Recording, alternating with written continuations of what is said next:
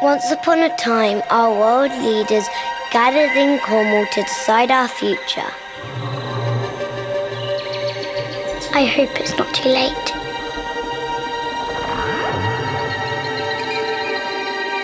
I hope the grown-ups in charge wake up.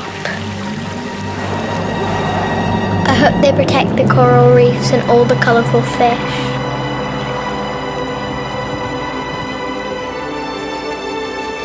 I hope they stop poisoning the bees.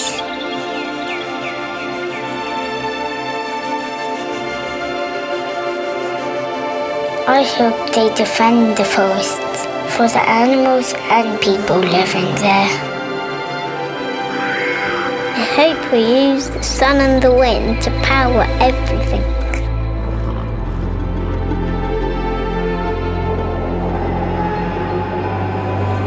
I hope they keep the forest and oceans full of my favourite animals.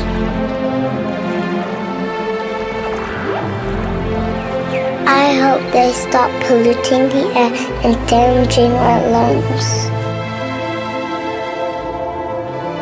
I hope they make a happier world for animals and people. I want our leaders to do their jobs and fight for the planet.